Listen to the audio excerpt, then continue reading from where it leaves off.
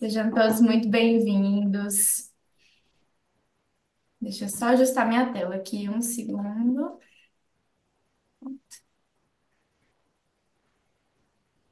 Bom, pessoal, eu sou Vitória, boa noite.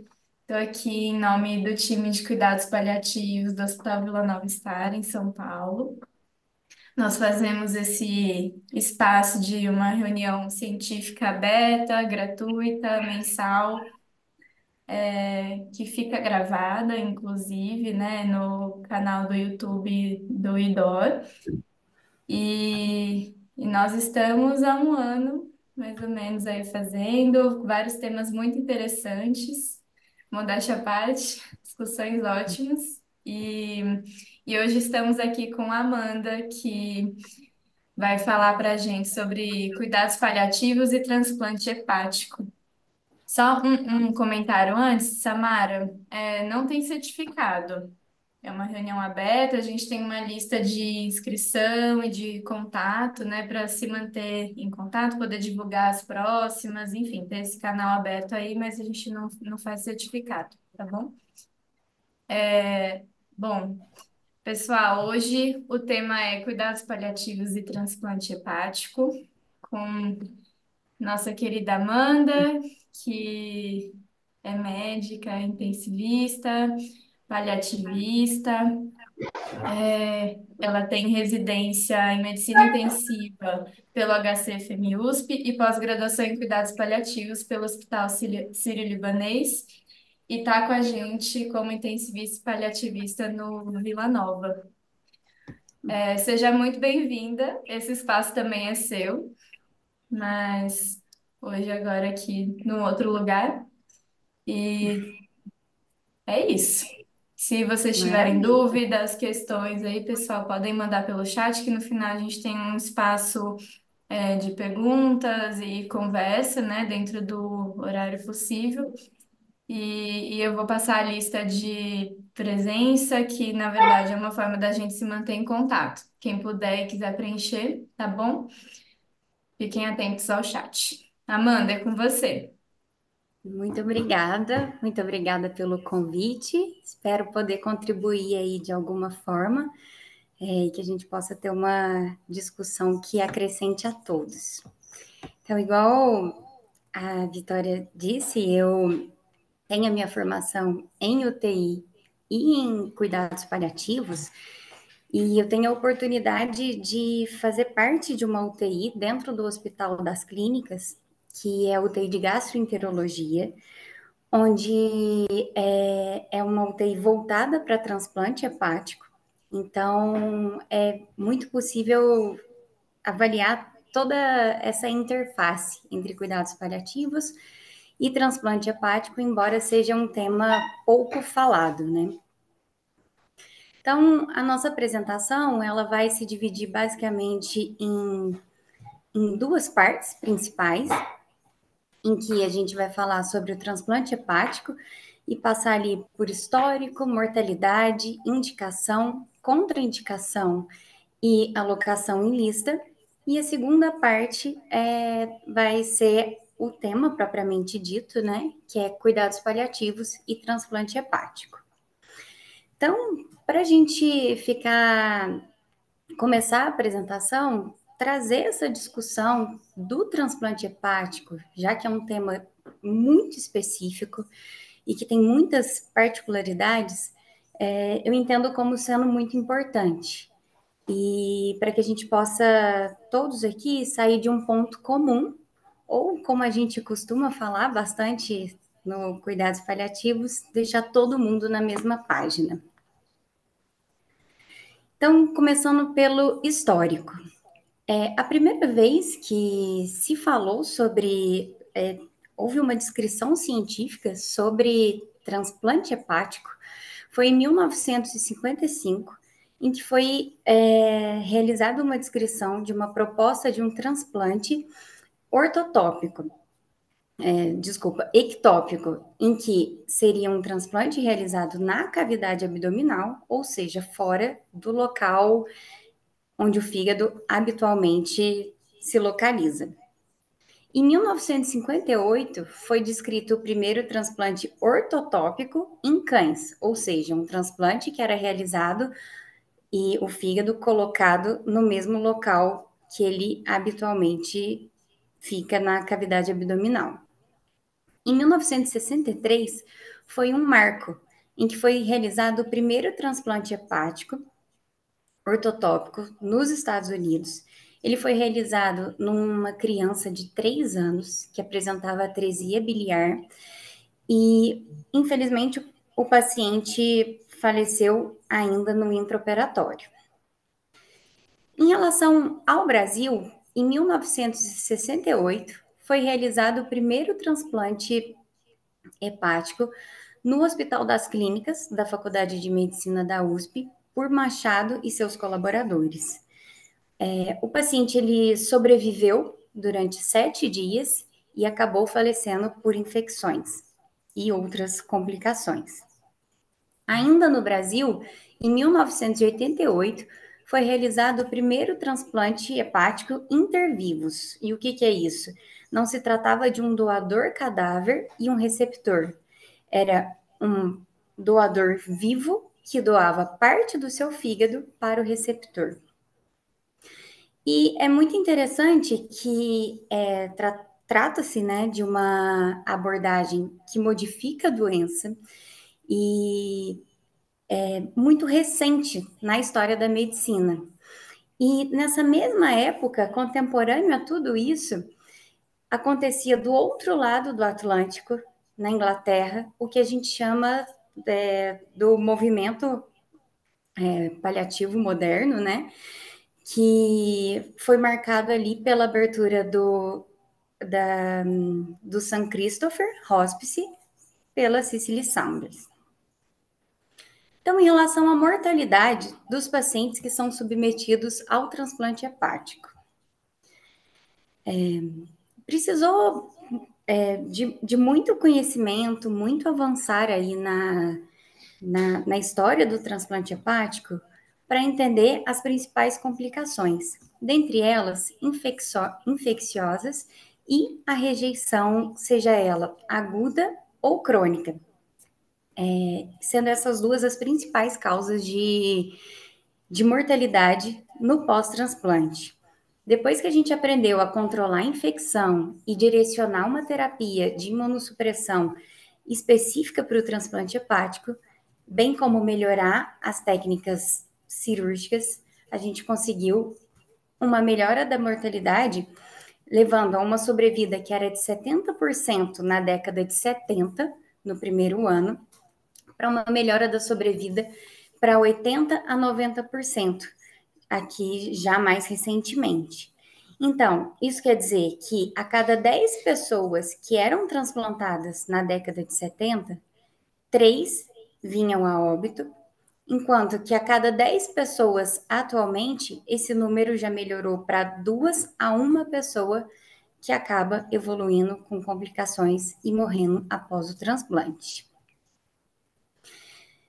Mas o problema é, além de ainda existirem complicações e ainda existir uma elevada mortalidade dos pacientes que acabam sendo submetidos ao transplante, a nossa grande preocupação atualmente é uma mortalidade elevada na lista do transplante hepático, em que o número de pacientes que necessitam de um órgão ele é superior ao número dos pacientes que acabam sendo potenciais doadores e efetivando a doação dos órgãos.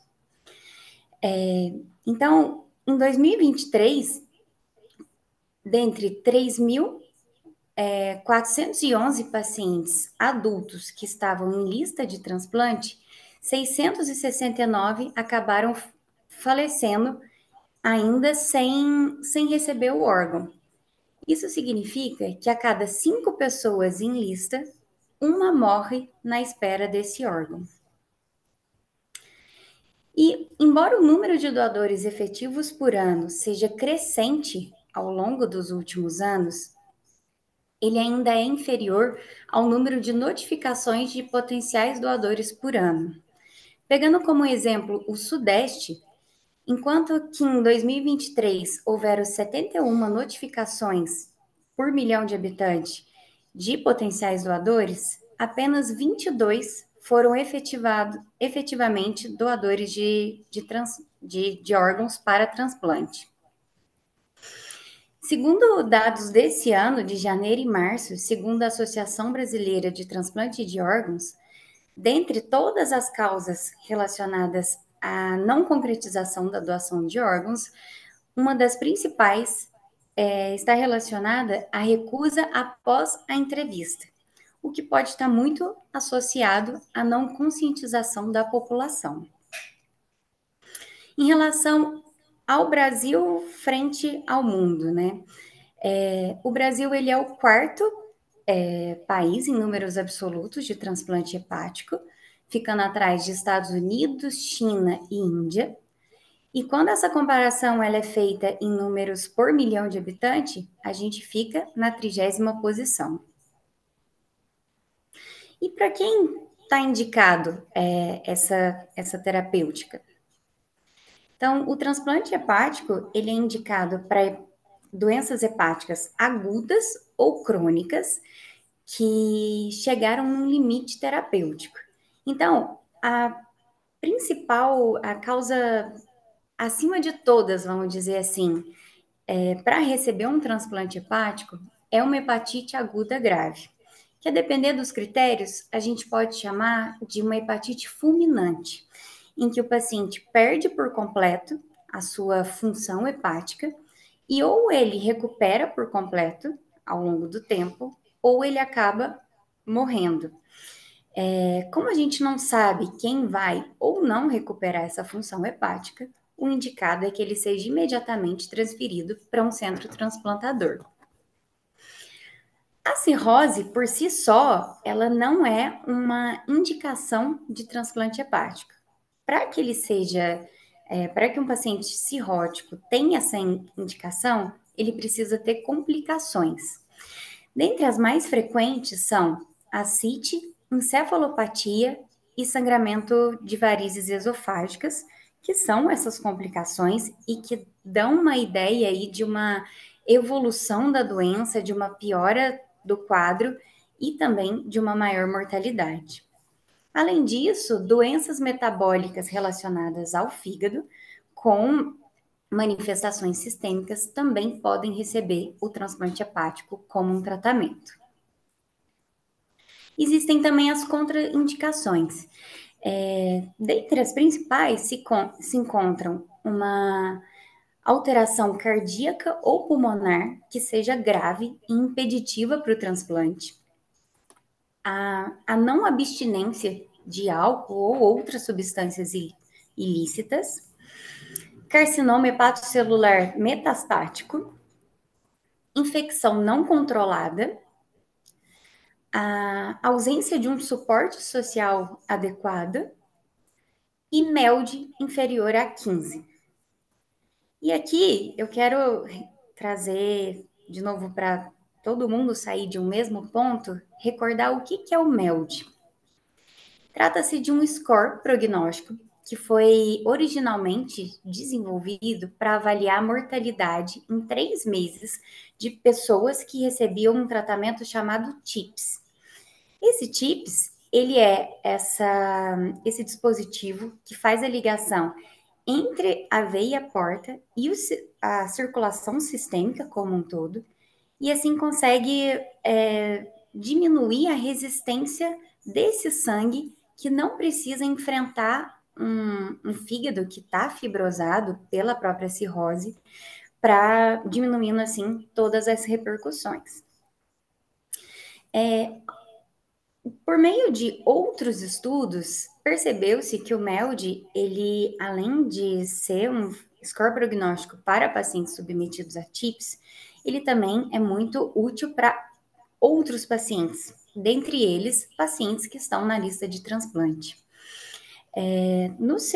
Na sua fórmula matemática, incluem algumas variáveis que são muito objetivas, dentre elas creatinina, bilirrubina e INR, que está relacionado à coagulação. E quanto mais elevado é esse MELD, maior é a mortalidade. Ou seja, ele consegue prever uma disfunção e uma maior gravidade dos pacientes. E por que MELD inferior a 15, para ser uma contraindicação ao transplante? A gente sabe que o transplante tem as suas complicações, é uma terapêutica que, embora modifique o curso de uma doença, ela está aí associada a complicações infecciosas da própria cirurgia, complicações relacionadas ao imunossupressor. Então, todo esse risco, ele deve ser superior, desculpa, esse risco, ele não deve ser superior ao benefício de um paciente receber um transplante hepático. Então, é sempre ponderando risco e efetividade.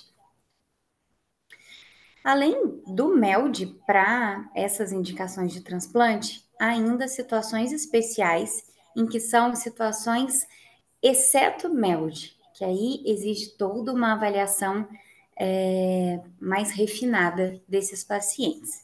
Dentre as causas, o próprio carcinoma hepatocelular, doenças metabólicas, encefalopatia, ascite refratário. Então, além de ser um score prognóstico, o MELD ele é utilizado, no caso do transplante, para auxiliar na alocação dos pacientes que estão na lista de transplante. Então, ele não faz, diferente de uma visão de uma fila em que os pacientes chegariam, quem chegasse primeiro receberia o transplante primeiro, através do MELD a gente consegue priorizar quem está mais doente. E por isso a gente diz em lista de transplante e não fila de transplante. E agora, trazendo o nosso tema propriamente dito, a maioria das pessoas que estão aqui nessa apresentação se interessam por cuidados paliativos, eu imagino, e é como se eu estivesse pregando para convertido, né? Falar que transplante hepático e cuidados paliativos tem tudo a ver, ou dizer que pacientes que têm uma doença que leva só nos Estados Unidos a mais de 1 milhão de internações por ano, procura por médicos, 300 mil internações e 30 mil mortes por ano, parece óbvio que se beneficia do acompanhamento do cuidados paliativos. Infelizmente, não é tão óbvio assim. Existe uma controvérsia muito grande em relação às ordens de não reanimação nos pacientes que são candidatos ao transplante hepático. Isso porque é uma terapêutica que, em relação à sobrevida de 7 a 10 anos, os pacientes que não recebem o transplante, isso falando sobre pacientes com indicação de transplante, portanto, cirrose descompensada. Então, os pacientes que não recebem o transplante, eles teriam uma sobrevida de 0, enquanto que aqueles que recebem o transplante teriam uma sobrevida de 60 a 80%. Então, alguns médicos defendem que nenhum paciente que está listado para o transplante hepático deveria ter esse tipo de diretiva traçada. E, infelizmente, a gente sabe que a RCP nesses pacientes, ou seja, a ressuscitação cardiopulmonar, ela é raramente bem sucedida, já que tratam-se de pacientes já muito frágeis e com muitas complexidades clínicas associadas. Essa reanimação, além de não bem sucedida, quando ela é bem sucedida, ela traz um comprometimento muito grande para os pacientes que ainda se encontram na lista de transplante, podendo ser até mesmo impeditivo. Então, nessas situações, as ordens de RCP, de não RCP, desculpa, elas são sim bastante apropriadas. E um dos grandes desafios de falar de transplante e cuidados paliativos é conseguir trazer para o paciente falar sobre prognóstico e manter a sua esperança. Então, esses pacientes, por mais, inclusive aqueles que estão na lista de transplante, eles devem sim ser incentivados a discutir sobre questões de fim de vida e entender os mais diversos cenários possíveis. Mesmo porque esses pacientes, eles podem, embora tenham a cirrose descompensada, eles podem não ser um candidato para o transplante. Além disso, ixi, travou? Acho que travou aqui. Você Ah, mudou deu. de slide? Ah, Pronto. foi. Pronto. Então, eles podem não ser um candidato para o transplante. Além disso, eles podem apresentar um declínio clínico ao longo dessa evolução e ao longo dessa espera pelo órgão, bem como podem sim ser submetidos ao transplante e virem a falecer por complicação cirúrgica. E, por outro lado, pacientes e familiares se ancoram muito no polo da esperança, ao mesmo tempo, né, em que é discutido sobre prognóstico. E isso é super adequado e deve sim ser muito validado. Eles seguem na esperança de um aumento da qualidade de vida, da melhora do controle de sintomas e do aumento dessa sobrevida ao longo prazo. Essas duas realidades confrontadas ao mesmo tempo levam não só pacientes, mas familiares e a equipe de saúde a uma sensação de montanha-russa. E em situações assim, é muito importante a presença dessa abordagem paliativa. Então, baseado nisso e nesse modelo dual, né, nessa questão de prognóstico e esperança, a gente entende que no caso do transplante e em todas as doenças crônicas que ameaçam a vida, a gente não entende como modelos ou abordagens que sejam controversas ou distintas, e sim são complementares, elas acontecem em conjunto, e no caso do transplante, ela permite que esse segmento ele prossiga mesmo após a realização da cirurgia. Então, aqui fazendo uma revisão desse modelo mais atual de cuidados paliativos, a gente entende que é um modelo que o cuidado paliativo, ele idealmente inicia junto ao diagnóstico, e à medida que a doença progride, o cuidado paliativo ele vai tomando uma importância ainda maior e até predominante em relação ao tratamento modificador de doença. Então, nessa primeira fase, na fase A, em que a doença foi diagnosticada e está no seu início, muitas das vezes não é necessário um acompanhamento especializado da equipe de cuidados paliativos em si. É sim indicada uma abordagem que ela pode ser feita pelo próprio médico assistente e aquele médico que muitas das vezes é o responsável pelo tratamento modificador de doença. Em caso de complicações agudas e que sejam reversíveis, esse paciente tem indicação de receber todas as medidas que possam dar esse suporte. À medida que a doença ela caminha um pouco mais, esse cuidado da abordagem paliativa, ela pode ser um pouco mais presente e pode ser indicado o início do segmento da equipe especializada. E ainda que, por mais que aconteçam situações que levem a que possam ser alterações potencialmente irreversíveis, esses pacientes eles também podem receber terapias que sejam invasivas e que possam trazer de volta o paciente para sua condição basal. Já aqui, numa fase de início de terminalidade, é uma situação em que o cuidados paliativos ele já é mais prevalente e na maioria dos casos ele não existe uma indicação ou pode ser potencialmente inapropriado essas medidas invasivas que prolonguem a vida.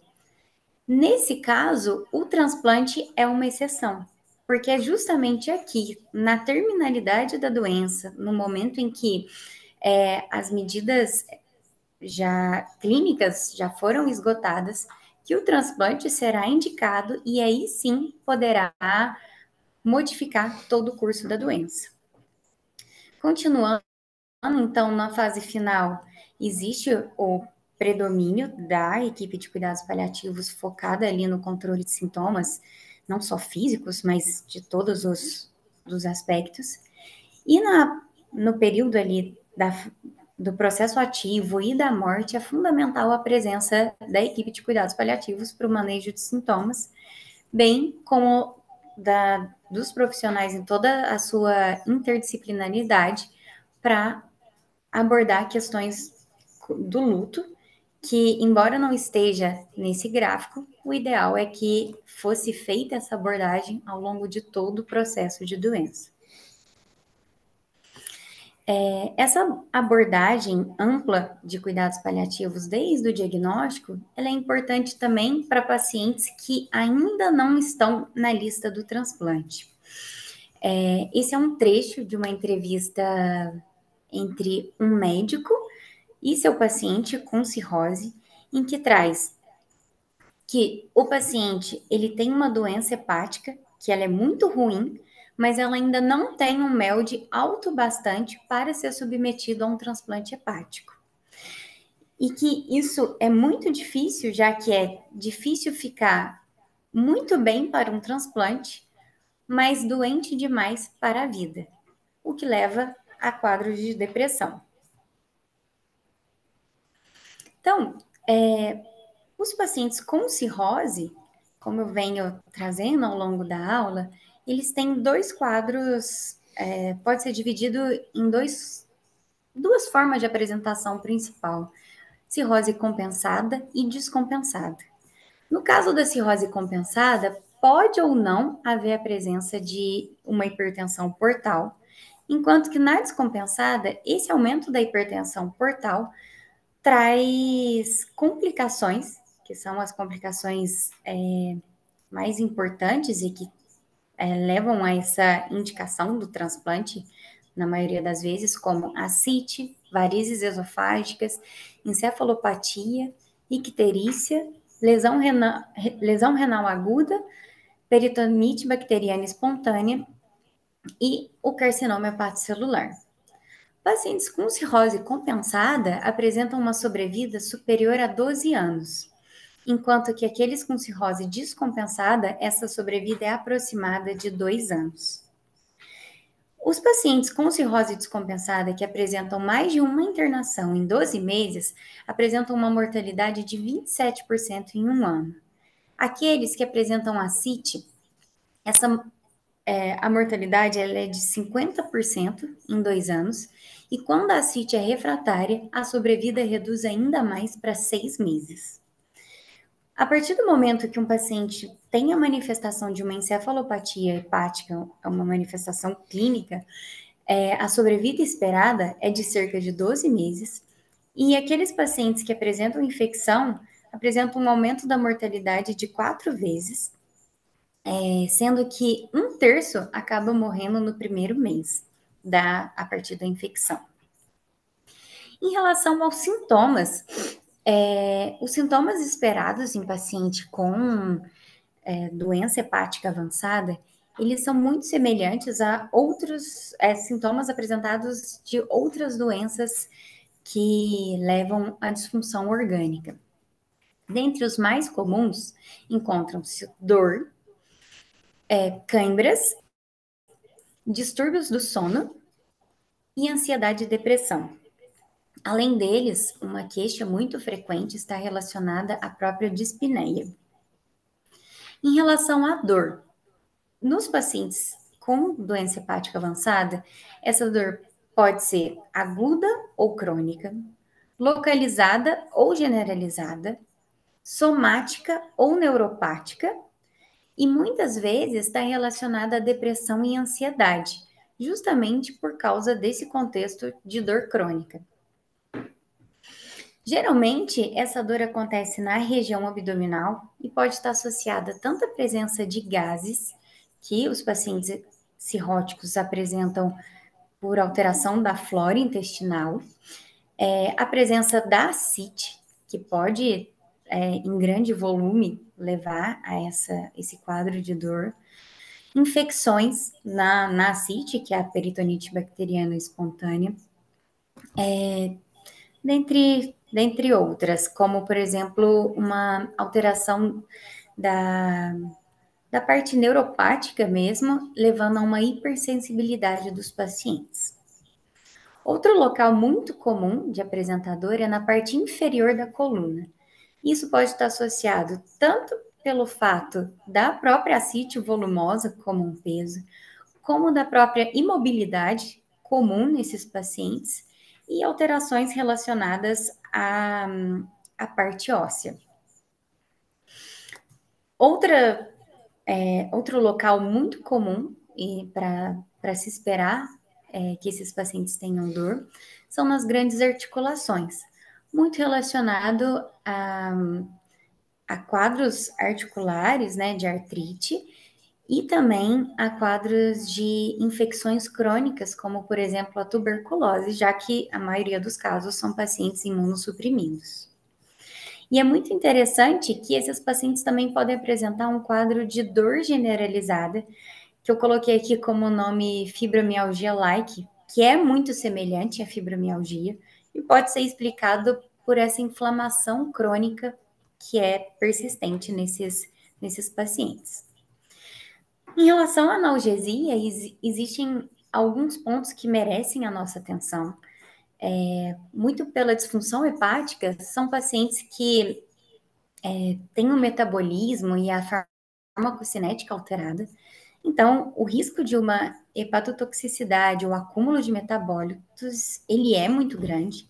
E por isso, sempre que possível, a gente usa doses mais baixas de medicação, sendo ela em intervalos mais espaçados. Drogas que tenham meia-vida mais curta ou o mais curta possível. Sempre manter a vigilância em relação à possibilidade de desencadear uma encefalopatia hepática. Evitar os anti-inflamatórios não hormonais e sempre manter atenção em relação à possibilidade de abuso de medicações. Em relação aos opioides, nesses pacientes a gente evita metadona e codeína, muito pela questão da metabolização, e as primeiras escolhas de opioides são fentanil e oxicodona. Já terapias que são alternativas, deve ter muito cuidado em relação à acupuntura, já que são pacientes que apresentam uma coagulação alterada. E, por outro lado, o uso de lidocaína tópica, por exemplo, por adesivos, pode ser de grande auxílio nesse manejo.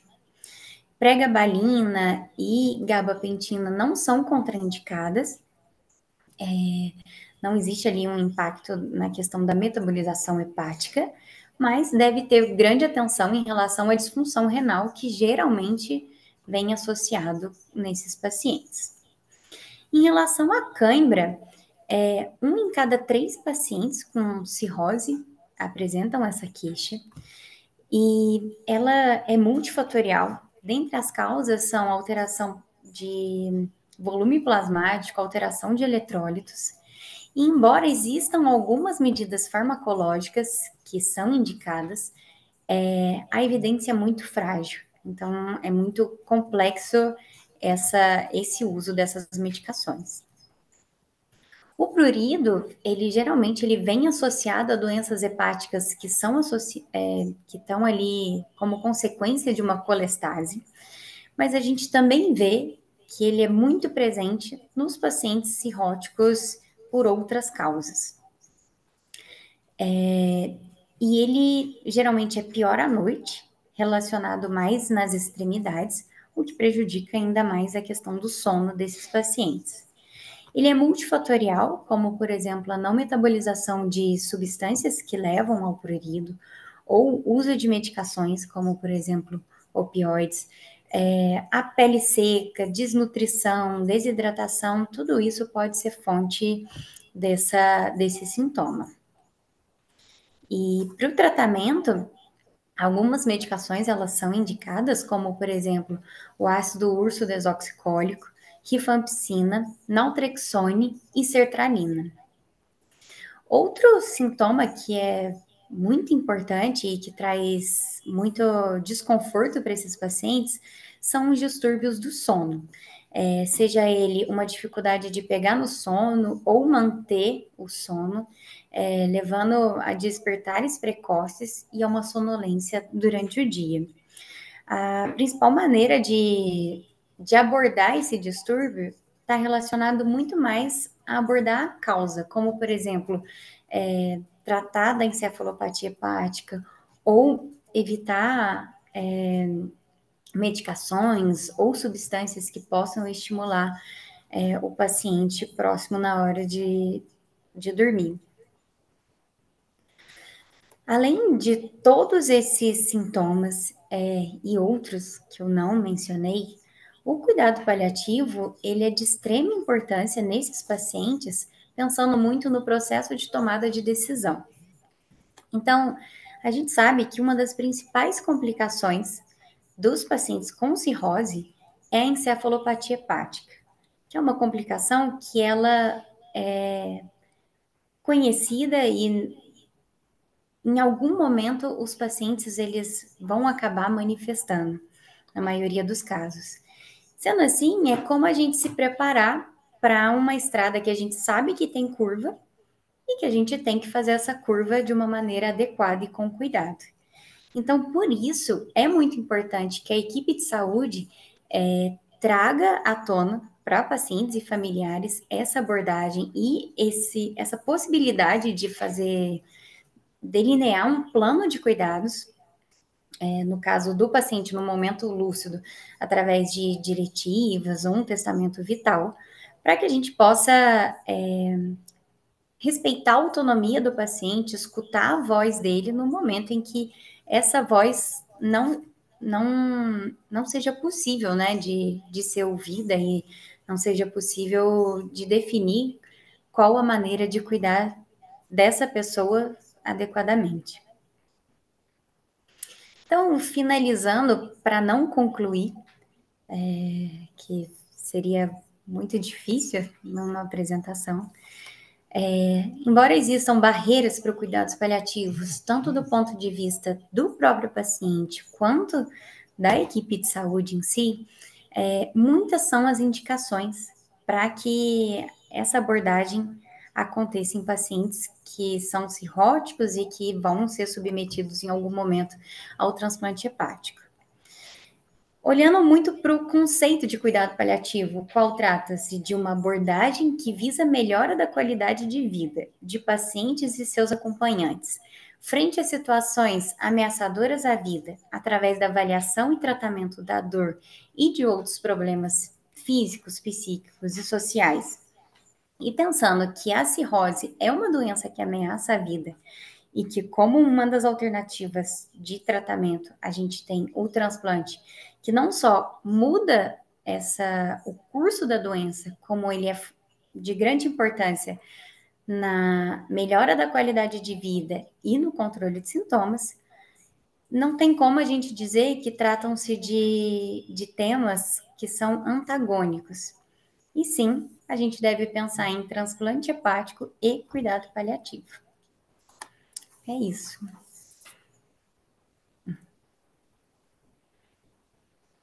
Amanda, muito bom te ouvir falando, aproximando todo mundo, né, desse tema, desse mesmo patamar, sobre essa discussão que é super complexa, né? E que É. traz situações aí na assistência bastante emblemáticas em relação às decisões, Certeza. principalmente, né? Gente, acho que esse é um momento para, ainda mais porque a gente tem 15 minutos, olha só, é um momento para tirar dúvidas, para trazer questões aí, de repente compartilhar alguma experiência que passou na assistência.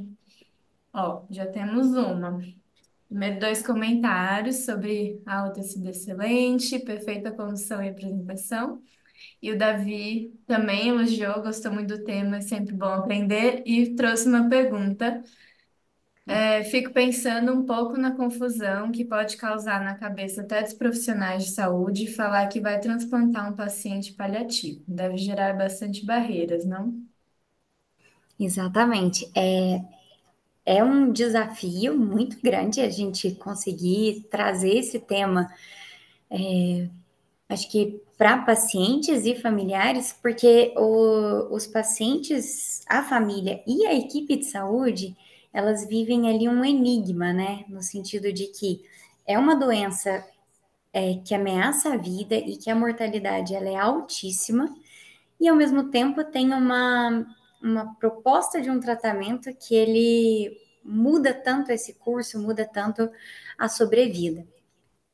O que a gente tenta trabalhar e que não vou dizer que é fácil, eu encontro muitos desafios relacionados a isso no dia a dia, é que o cuidado paliativo é justamente aquela abordagem que a gente traz do modelo mais recente, né? Ele não é excludente ao tratamento modificador de doença, ele caminha em conjunto. Enquanto esse paciente está esperando pela oportunidade de um transplante, a gente está manejando os sintomas, que não são poucos, melhorando a qualidade de vida dele, e podendo traçar um plano de cuidado, seja por meio de uma diretiva antecipada ou elegendo um procurador de saúde, para que essas decisões elas possam ser tomadas de acordo com os valores e autonomia do paciente no momento que isso for necessário e que a chance é altíssima.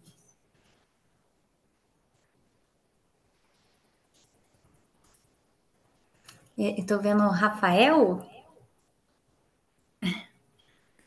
acho que Olá, boa noite. é Meu nome é Rafael Laucas, eu sou médico do Rio de Janeiro, atuo na equipe de cuidado paliativo do Glória D'Or.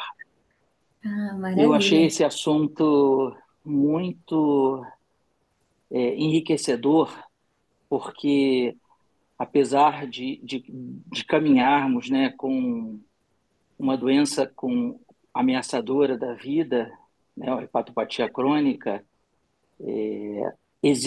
pode existir muita resistência das equipes de hepatologia no momento de priorizar os sintomas do paciente e não o tratamento da condição para deixá-lo elegível ao transplante. E aí eu queria saber, enfim, se você tem experiência nesse approach, digamos assim, porque deve ser algo muito difícil, né?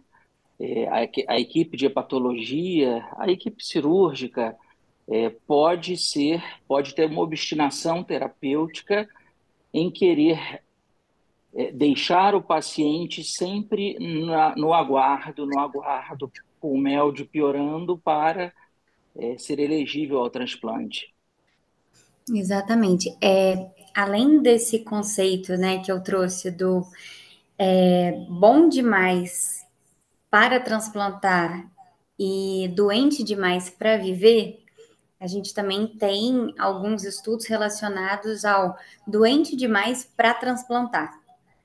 Agora, o grande desafio é isso que você trouxe, né? É identificar qual é esse momento em que a gente vai deixar como se a gente estivesse tirando a esperança, né, do paciente, da família, da possibilidade desse transplante, já que pacientes que transplantam e que têm uma doença crônica, né, diferente do caso da hepatite aguda, essa abordagem ela começa lá atrás, né, as reuniões de transplante começam ali no MEL de 10 e vai acompanhando até que chega o momento do transplante. Pode ser que esse momento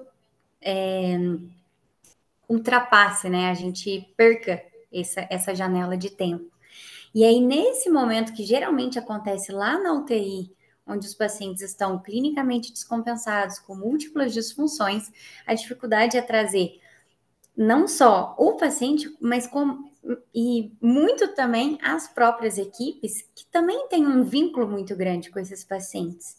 E mostrar que, pesando risco e benefício, aqueles pacientes, eles não. O risco deles é muito superior ao benefício de receber o transplante, até mesmo por questões de fragilidade. E aí, embora a gente use muito mais o MELD como um score prognóstico, o ideal seria que a gente também trouxesse scores de fragilidade para conseguir associar uma coisa com a outra e assim mostrar que a mortalidade, na verdade, ela é muito maior com o transplante nessas situações do que o contrário. Não sei se eu floreei demais ou se eu respondi.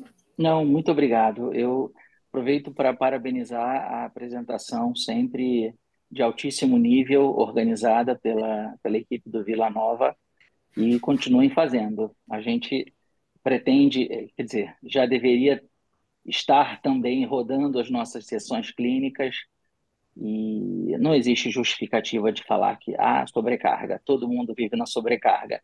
A gente só tem que priorizar mesmo. Parabéns. Obrigada. Obrigada, Rafael. Que tenhamos cada vez mais espaços, né, para discussão. E enquanto isso, vocês seguem sendo muito bem-vindos aqui. E, pessoal, a gente teve mais dois comentários, três, na verdade, também sobre esse tema e suscitados pela pergunta, né, do Rafael. Karina comenta que existe sim, inclusive enquanto em lista de transplante, é impensável o acionamento da equipe de cuidados paliativos, e assim o paciente vive mal enquanto aguarda. E a Luciana comenta que, infelizmente, só lembram dos cuidados paliativos na última internação e quando está crítico e sem proposta de transplante. Ainda exige muita educação e conscientização. Karina acrescenta que existe bastante resistência, no caso. Sim. Veri, tá com a mão levantada.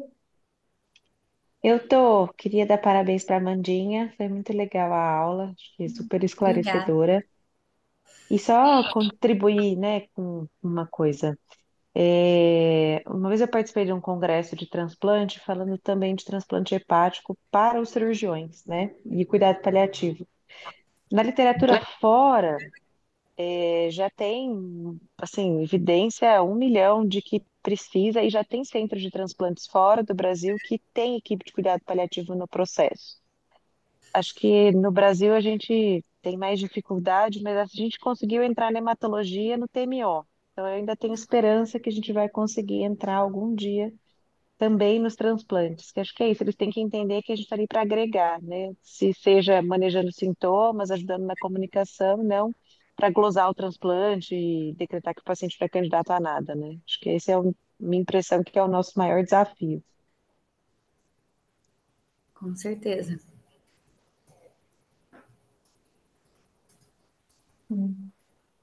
Bianca, quer falar?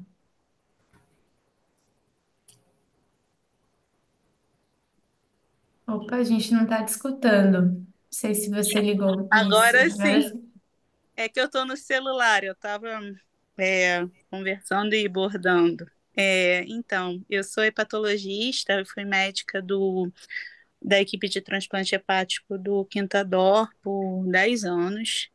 É, e a saída que a gente encontrou lá na equipe para poder oferecer para que esses pacientes em lista e pós-transplante tivessem suas necessidades paliativas atendidas, é que a gente estivesse dentro da equipe uma pessoa com formação. E aí eu fui fazer pós, fiz no Instituto Paliar, e isso agregou muito para a gente. Assim, a gente tinha, eu não fazia um ambulatório na época, eu era médica do CTI hepático, e eu conseguia dar assistência tanto para os pacientes graves em insuficiência hepática aguda sobrecrônica, as famílias desses pacientes que muitas vezes não tinham é, não tinham voz, né? Estavam em coma, entubados, enfim. E a gente conseguia. com uma pessoa treinada na equipe, dar assistência também aos transplantados, porque você transplanta, mas continua com necessidades paliativas, né? Questões sociais, dor, é, e todas as outras questões que foram faladas aqui. E aí a solução que a gente acabou encontrando foi essa. Depois eu acabei mudando para o interior, acabei saindo da equipe, mas lá no Quintadora a gente conseguia ter uma interface legal com o pessoal da equipe de cuidado paliativo. Foi uma coisa muito boa. E o meu sonho é que, quando eu vi o tema dessa aula no meu e-mail, eu quase chorei de alegria, porque eu fiquei muito contente. E um dia, né, que a gente possa ter ambulatórios de cuidados paliativos e transplante e patologia no mesmo dia, né, porque acho que isso facilita também muito o diálogo. E muito obrigada pela aula, fico muito feliz. Obrigada a você pela sua contribuição. Imagino que você tenha feito um trabalho incrível A gente nesse. faz o que a gente pode, mas a gente sempre faz um pouquinho, né? Obrigada a todos, boa noite. Manu. Muito bom. E teve mais uma pergunta também. O Leonardo parabeniza pela excelente aula e pergunta se você poderia comentar sobre o uso de opioide e analgesia em pacientes cirróticos. Bom, eu trouxe um pouco breve, né? Mas assim, como eu trouxe na aula, trata-se de pacientes que estão com uma alteração metabólica muito importante. Então, a gente precisa ter muito mais cuidado do que os pacientes que têm um metabolismo adequado. Então, pensando assim em questões básicas, né? No sentido de, assim como para todos os pacientes, buscar sempre uma analgesia que seja multimodal, para que a gente evite o máximo de efeitos colaterais associados ao uso das medicações. No caso dos pacientes cirróticos, muita atenção e muito cuidado para o uso de anti-inflamatórios não hormonais, já que são pacientes que têm outras disfunções associadas, entre elas renal e até pela questão do sangramento. Diferente do que a gente pensa de que não pode usar paracetamol, não é por aí. O uso do paracetamol, ele é prejudicial em elevadas doses, como até principal causa de cirrose nos Estados Unidos. E em relação ao uso de opioides, como eu trouxe, opioides que têm um metabolismo hepático mais evidente, como codeína, metadona, devem ser evitados. Morfina, a gente pode usar, mas com um espaço, intervalo de tempo mais afastado. E como medicações adjuvantes, o uso de pregabalina e gabapentina, ele é adequado, já que não tem uma interferência ali do metabolismo hepático. E sempre pensar em agregar outros tipos de terapia, né? Seja ele a terapia mecânica, por exemplo, a dor nas costas, uso de quente e frio, questões de fisioterapia, questões relacionadas a manejo local. Então, é uma abordagem da dor muito semelhante de outros pacientes, mas que tem as suas especificidades relacionadas à própria fisiopatologia da cirrose. Você quer acrescentar, Veri, alguma coisa? Tá. E a Tereza tá com a mão levantada, e aí, pessoal, a gente finaliza depois dela, tá bom? Qualquer outra pergunta ou questão pode ser encaminhada depois por e-mail. A gente tem nosso. Eu deixei meu e-mail também. E tem também nosso Olá, canal aí de contato de quem preencheu Olá. aí a lista de presença, tá bom? Tereza, ok, boa noite. Parabéns pela excelente aula e escolha do tema. Eu faço cuidado paliativo na cardiologia e a gente também tem esse grande desafio no transplante cardíaco, né? Então, a gente não conseguiu ainda entrar junto desde a indicação do transplante, mas a gente está tentando trabalhar para ver se conseguimos. Eu queria saber se você tem experiência no uso da morfina para a dispneia e como que você faz. Para os pacientes com cirrose É, ou no geral? Bom, a no minha geral, pergunta, vá. sim, a gente utiliza, sim, a morfina para dispneia, ela é extremamente benéfica, no sentido de que ela atua em receptores que estão localizados em regiões próximas da dor, né? Então, por isso esse efeito tão adequado, ele é fisiologicamente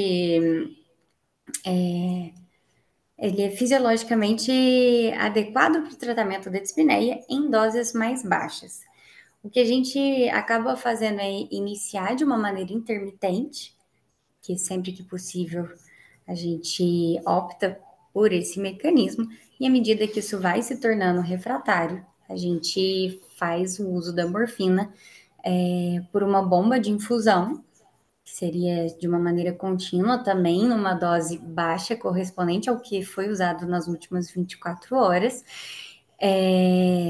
Sempre atento a não aumentar esse valor da bomba conforme o aumento do sintoma, então sempre fazendo bolos e ajustando a bomba conforme o número de resgates, para que assim a gente evite o pico e o vale da medicação. A Meri está com a mão levantada? Tá certo, obrigada. Imagina.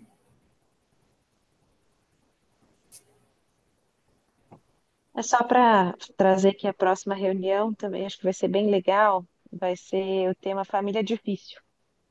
Então, acho que também é um tema aí que é provocativo e para convidar vocês para a próxima reunião, em setembro. É sempre na segunda semana do mês, assim que estiver pronta a divulgação, a gente compartilha.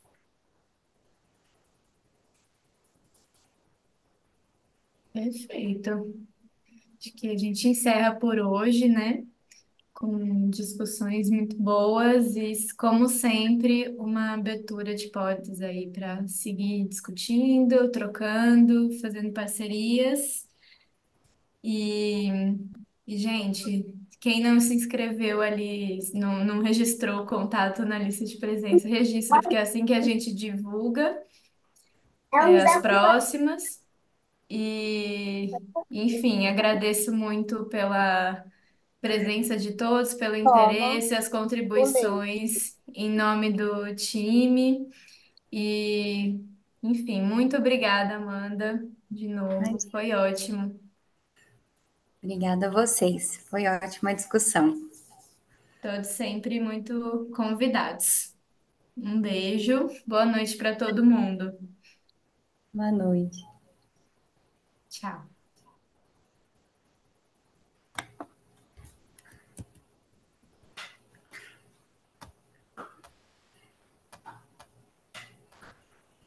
Não estou conseguindo sair aqui.